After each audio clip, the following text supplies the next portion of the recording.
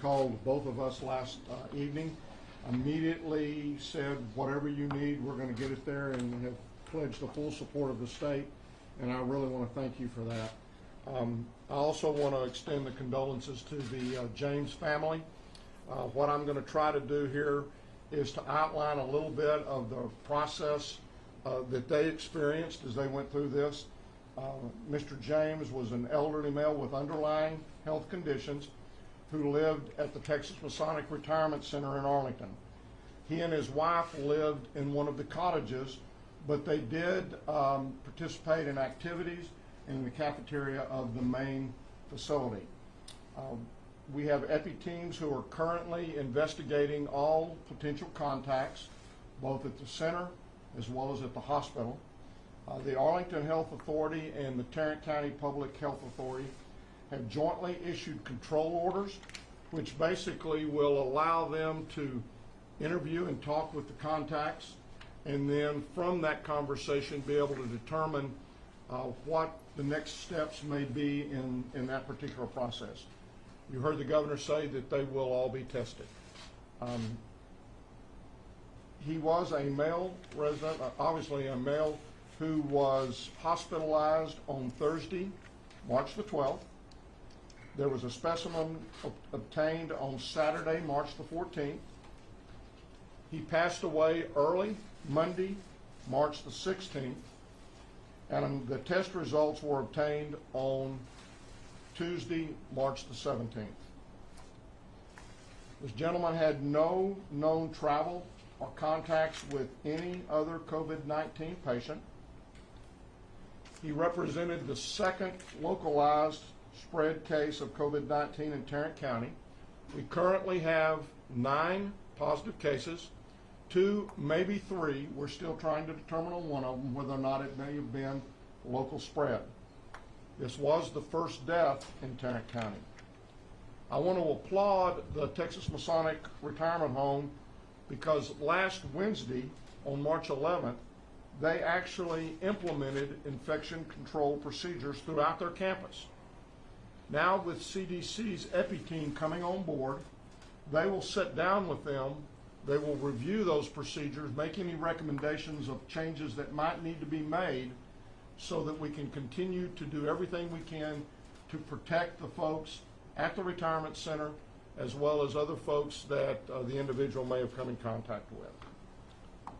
What I also want to tell you is that for the last several weeks we've been having regular calls in planning for what is now happening.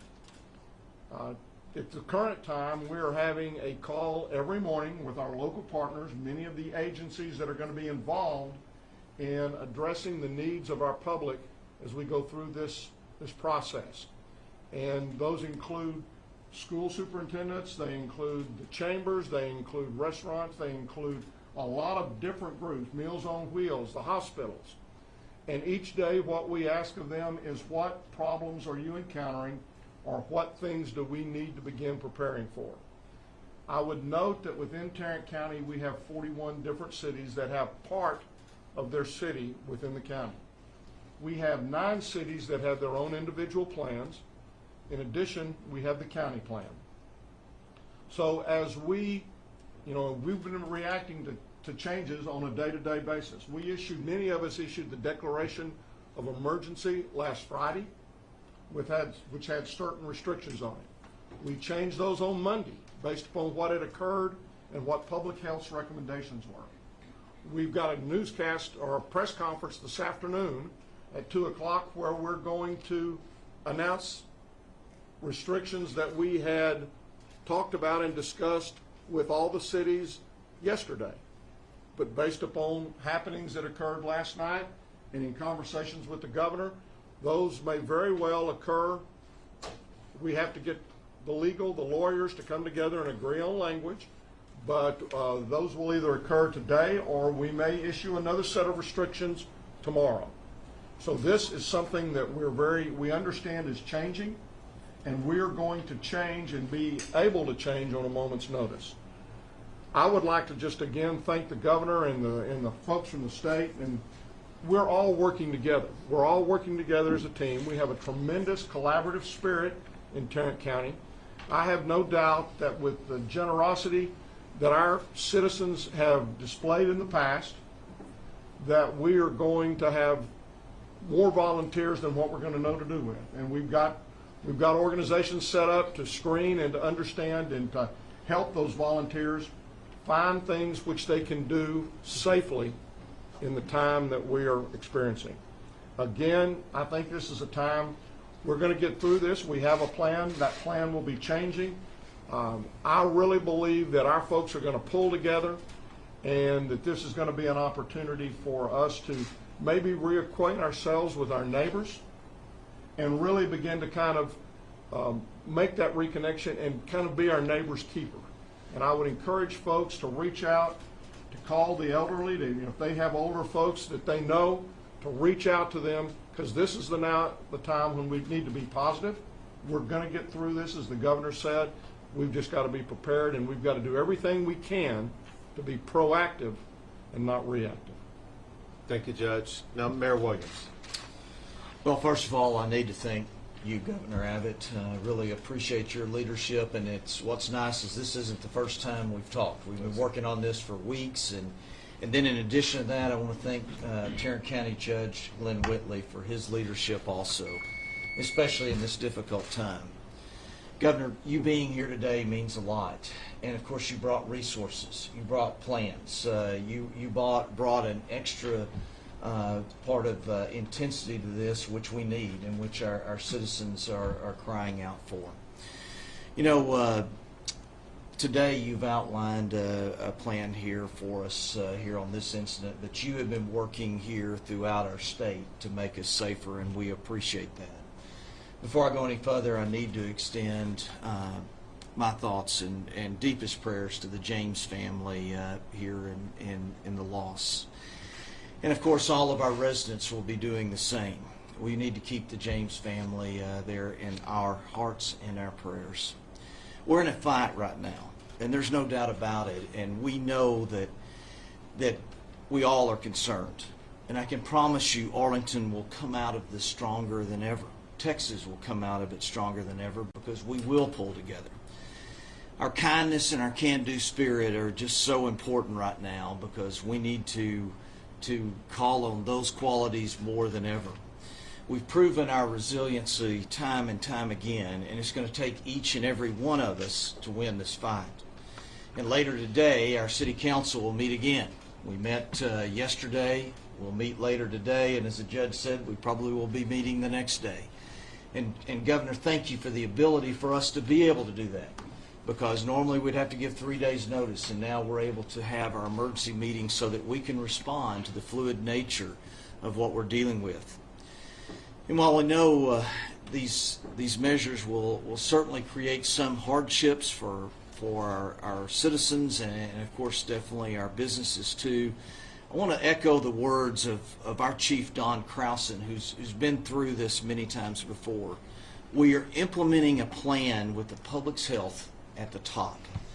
I also want to reassure you that our Office of Emergency Management and local public health authority are both ready.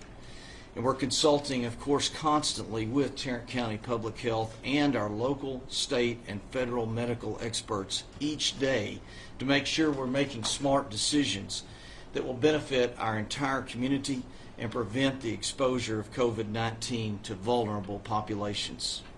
Now, there's a lot of misinformation that's out there too, which makes it more important to rely on expert advice from our medical professionals during this pandemic. We need to not rely on the many medical professionals on Facebook right now. We need to turn to our Office of Communications, who is posting regular updates to our coronavirus website at arlingtontx.gov/coronavirus. This site offers news articles, prevention tips, information about what Arlington and Tarrant County are doing to stay up to date. The latest news, of course, from the CDC is also there, and more. We've also added a list of closings on the website and outlined some of our procedural changes and closing of some of the facilities. I want to say thank you right now, too, to so many of our businesses, our churches, our schools who voluntarily have been closing and cooperating with the restrictions that we have. It's unprecedented, the cooperation that we're seeing right now, and these are tough times that are calling for tough decisions. But it's necessary for us to make sure we put public health and safety first. And having said that, most of our city services remain unaffected, including emergency response, our garbage and recycling, water utilities, and many more.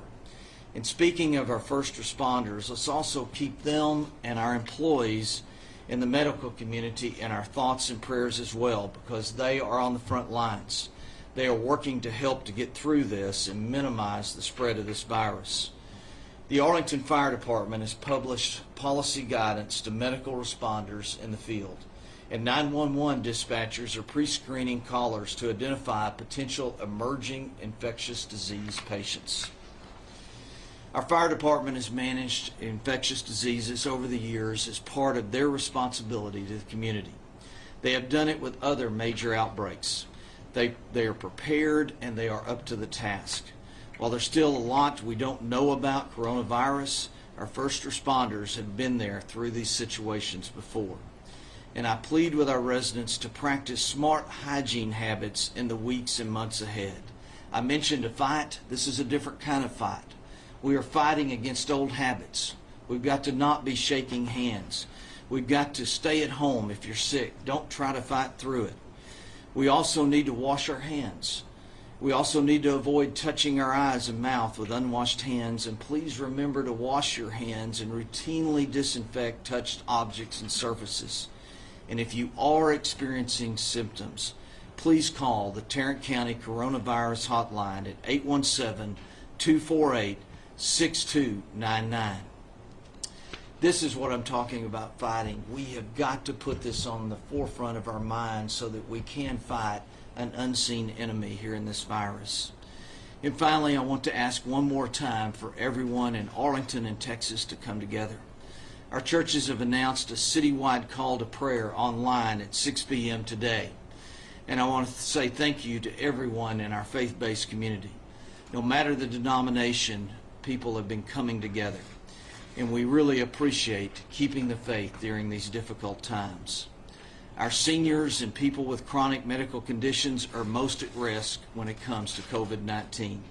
Let's take care of our neighbors. Let's call up loved ones and talk to people who are more vulnerable to the virus and who might feel isolated. But let's use the phone or Skype. Listen to their concerns and be there for them. Pray with them and let them know they're not alone. One of the things I'm proud of as your mayor here in Arlington is how kind and generous our citizens are. I see it every day, and I see how strong you are. We all need to stick together and answer the call. We're going to get through this. And Governor Abbott, Judge Whitley, thank you both again for your support to our residents and your leadership, and thank you for doing everything you can to make our community safe. And thank you for what you're doing today. Thank you, Mayor. Doctor, did you want to say anything? Yes. Hi, I'm John Hellerstedt. I'm the Commissioner of the Texas Department of State Health Services. You've heard some incredible wisdom from your very, very well-informed leaders, from the governor to your county judge to your mayor. Mayor, you did an outstanding job of telling the public what is important in terms of public health and how to prevent this. I want to assure folks that between the national level at the CDC and the state level, but most especially here in Tarrant County and in Arlington, you have outstanding public health professionals, and they're on it, they're working on it, and you are very well protected as a result of their expertise and activities. And so I think it's amazing the messages that we're hearing here. Every one of them is true. You can see that your leaders are very well informed, and they're making wise decisions that are soundly based on the truth and the facts of public health. So with that kind of unity and that kind of strength, we are going to face this challenge successfully. Thank you, Doctor. Ma'am? Thank you, Governor. While this virus may be novel or new, the way that we respond to it in this city, this community, this state are not. It's the same time-tested policies, people, and procedures that we've responded to every natural disaster that our state has faced. Our relationships are important. Our communication is important, and I ask that when you see the first responders or the healthcare workers out there, tell them thank you, keep them in your prayers. And we're going to be in this for a while, and we need your support supporting them. Thank you. Let me give you some updated facts, and then we'll open up for some questions. The information that I'm provided before I came out here is that there are now 83 confirmed COVID-19 cases identified across 23 counties in Texas. There are now 3 deaths, and there are currently more than 1,900 people who are being monitored for the possibility of having COVID-19. Our testing capabilities have increased dramatically. We are receiving test kits as we speak, and by the end of this week, we will have the capability of administering 15 to 20,000 tests per week. And let me emphasize that as we see the increase and spread of this across the state of Texas, it is absolutely essential that every leader, whether it be city, county, whatever type of jurisdiction, every leader must employ the standards that have been established by the CDC to mitigate the spread of the coronavirus. With that, we'll take a few questions. Governor Abbott, have you considered the possibilities of shutting down bars and restricting restaurants statewide? I mean, you look at an area like Collin County, you've got 3 different municipalities doing 3 different things. Yes, I have considered that. I will be making an announcement about that tomorrow. Let me put this in some level of context, and that is, we have worked very collaboratively at the state level, along with local officials, could be county judges, could be mayors, as well as local healthcare authorities since early January.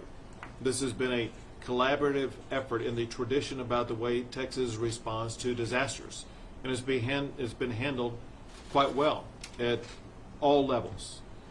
That said, it's clear that we've seen an increase. When I made my disaster declaration on Friday, since that time and today, the number of people who tested positive have more than doubled. On the day I made my disaster declaration, there were 0 deaths. Now there are 3. Since I declared my disaster declaration, the number of counties impacted have more than doubled. It is clear that this spread is occurring across the entire state of Texas. Traditionally, the way disaster response works is a governor will issue a disaster declaration, and that empowers local jurisdictions, whether they be county judges or mayors, for them to be in charge of running emergency operations for their communities, because they know better their communities than anybody else does. We're dealing with something, however, that is not just statewide in scope, not just nationwide in scope, but is worldwide in scope. And I will be providing an announcement tomorrow that addresses all of this. But I do want to have the opportunity to get input from local elected officials today. And so I'm telling every local elected official in the state of Texas today, we need to hear from you today about your needs, your strategies, your thoughts, and your input that will shape what I announce tomorrow. I want to thank the governor very much for asking for that input earlier today. And again, as I said earlier, we will have a press conference at 2, and the draft that we started talking about yesterday will do just kind of what you talked about, and I believe it will recommend the closure of bars, gyms, those folks, you know, those types of folks. Governor, I believe you had a conference call with healthcare CEOs yesterday. Yes. In the event of a surge in patients, how many patients can Texas hospitals handle at one time? Okay, so Assuming that your healthcare sure. officials are healthy. So I wanted to find out the capacity that hospitals have to be able to respond to COVID-19. And so I convened a conference call of all the leading CEOs of all the hospital systems across the entire state of Texas, including those here in the Dallas-Fort Worth area. and we learned a lot of things, including the capacities that they currently have, whether it be with regard to beds, whether it be with regard to ventilators, whether it be with regard to staffing, which is very important because staff can contract COVID-19 also. And so we left there with some top line ideas that we're going to follow up on. The main thing I wanted to be able to address and have nailed down this week is the number of beds that will be available. We've seen in situations, whether it be in other states or other countries, about pressing needs for beds. First, I will tell you that I was impressed with the number of beds that already exist, as well as the additional secondary strategies that hospitals already had in place, including such things as medical tents that already exist. They can be propped up in a one-day time period, but it led us to certain additional strategies, such as acquiring additional medical tents to make sure that we will have full capacity. The second item that was mentioned that would be effective, because I was asking them for their input. They said that they could quickly upstand recently closed hospitals, medical centers, quick clinics, these standalone ERs, things like that, that are fully equipped to handle something like this, that could be turned around very quickly. In addition, there are other, if you would, pop-up temporary facilities that could be located at hospitals. And then I inquired about something that we already have in our inventory, and that is standalone empty motels or hotels. They are very useful for single-person bedrooms that have a bathroom in it, for people who have tested positive with COVID-19 but are not in critical care condition. We need the hospitals to be available to take care of everybody who has a critical care need, but we also need other facilities available for people who tested positive for COVID-19 who need isolation. And so when you aggregate all of this together, we see and believe that we have plentiful supply of resources at different care needs that will be able to address what could be a significant increase in the number of people who are both testing positive for COVID-19, those who have minimal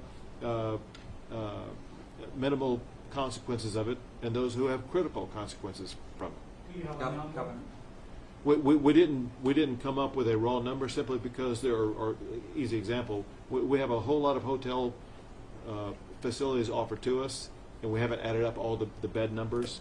I didn't do the multiplying factor of all these emergency medical tents that could be set up immediately, and we didn't do the math of adding it all up. But what the conclusion was, we have a plentiful supply to address the needs that we believe that we will be facing in Texas. Governor, I spoke with the James family this morning, and I asked them if they had any questions they wanted me to ask you. Sure.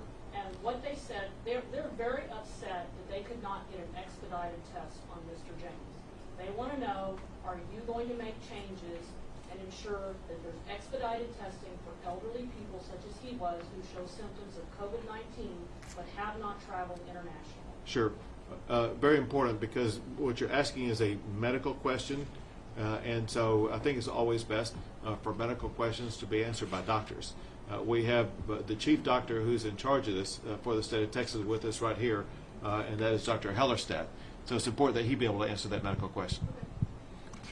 Very good. So we are expanding our testing capacity, and right now, for instance, I'm most familiar with the public health testing system. And it is really pretty much up to date, if you will, in terms of being able to receive a test and have a timely turnaround. And what we're making sure that we have is the understanding out there of who qualifies for testing.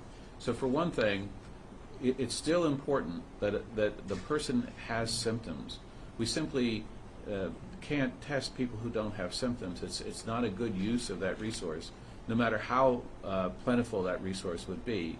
And I could give you reasons why that's the case medically, but basically we're looking for people who have symptoms. Right now, then, we combine, do they have symptoms and do they have some risk factor? And that risk factor could be travel, as it has been in the past. That risk factor could be exposure to a known case. But also we've expanded that, and the CDC has expanded it, to seriously ill persons in a hospital who don't have a known cause for the illness. We hope also to additionally expand that more broadly to populations, if you will, that are at risk, such as people who are elderly or have serious underlying medical conditions.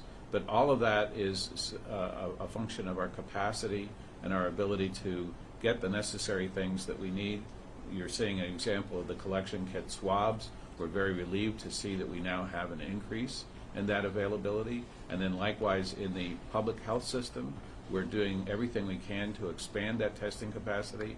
I'm happy to say it works well, and we have short turnaround times. And then what we hope is coming online very soon is a massive increase in testing capacity based on private laboratories that will be able to do literally thousands of tests a week. So that's where the testing capacity and criteria are at this moment. Let me come back and answer your question from what I heard from your question. And I'm not going to talk as a doctor. I'm going to tell you what I have learned from practical experience from people that I have known who have taken the test. What I heard was the timing of getting it back. Right, it was sent to an outside lab. Right, and so the experience that of people that I have known, they were hoping they would get the results in 24 hours. They're told 24 to 48 hours. Everyone that I have known who has taken the test is taking at least 48 hours to get the test results back. Jack Fink. Governor, thank you. Do you have a list of other supplies that the hospitals told you they need as far as ventilators and things like that? What is the state doing to make sure that there are enough? And does the state have any projections as far as how many people may need to be hospitalized? How many people may, be at risk of getting this? Sure. Understand several things. First, if you contract COVID-19, most of those people do not need to be hospitalized. I'm going to just tell you, not my advice, but the advice that's been provided to me both by doctors as well as the hospital officials that I talk to, and that is the appropriate treatment regimen or strategy for someone who's been diagnosed with COVID-19 is isolation at their home. And the only reason why you would not do that isolation at home would be if being at home would cause you to expose yourself to, let's say, a lot of other family members or a whole lot of people who may be coming in, which would be a reason why maybe a hotel room would be a workable solution if other standards were established. So the large majority of the people who will test positive for COVID-19 are not going to need access to things like ventilators or respirators or things like that. With regard to our availability of those resources, in the information that I received from the hospital officials, they felt satisfied with the number, but we always have a need for more. I have been in conversations with federal officials at the highest level to make sure that Texas will be receiving more ventilators and respirators as well as other equipment that is needed for those patients who do categorize as critical care patients. Last Governor, question I would right like here. to ask you a question, sir, to please speak to the fear, particularly in the immigrant community throughout the state. Some folks may be scared that maybe they are sick, maybe they do have these symptoms, but they're scared to come forward to get tested because they don't know what is going to be asked of them. So maybe they're continuing to work. Maybe that would then obviously make it worse when it comes to the spread. So I'd like to get your message to the immigrant community, please, sir. And also, I would like to know if ICE is continuing to do their jobs as far as detaining criminal undocumented people. Sure. First, the message is actually exactly the same to the immigrant community as well as the non-immigrant community, because the questions that are asked are the same. They're all medical questions, and Dr. Helderstedt went over them. I'll repeat basically the questions a person's going to be asked, and that is, what are your symptoms? And they will seek to determine whether or not somebody has symptoms that are consistent with COVID-19. If they don't, they're not going to be getting a test. If they do have symptoms, then several other medical-related questions will be asked of them to assess whether or not they would be getting a COVID-19 test. The test would be, right now the standard is basically based upon a prescription by a doctor that would qualify the person for a test. And so there's no other different types of background questions that are being asked. As far as what ICE is doing, you'll have to talk to the federal government and ask ICE about that. What is your message, sir, to people in the immigrant community? Well, it's just that, again, the message is the same to everybody. We want everybody who needs to be tested to get tested. You should have no fear about that whatsoever. If you think that you may have COVID-19, we want you to go through the process of trying to get tested. I will add something else that also is very important, and that is not everybody may have health care insurance. COVID tests are being provided for free. Cost is not an obstacle to being able to get a COVID-19 test. If you don't know where to go for the test, contact your local health care authority, which is the governmental authority, the Tarrant County Local Health Care Authority if you're in Tarrant County, and they can tell you where, when, and how you can get a test. Sometimes it's at the local health care authority. If not, you can call 211, and 211 can provide information about where your local health care authority is, where testing can be done, and then in addition to that, low cost or no cost COVID-19 tests that could be provided. Thanks, guys. We got on. Appreciate it. Down in front. One thing about, as far as our press conference that I mentioned, that will be at 3 o'clock in the Commissioners Court Administration Building on the 5th floor.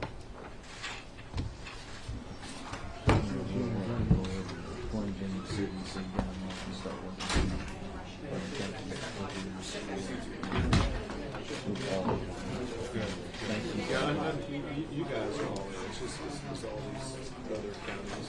It's not the big counties, it's the smaller counties, the smaller towns. Look, candidly, they're probably I think they are on the board of the West Texas Association, which is 105 in the county. I will convey out and let you know. We really need that you got questions, get with the governor today. But we really need to do something on this. I think came up good.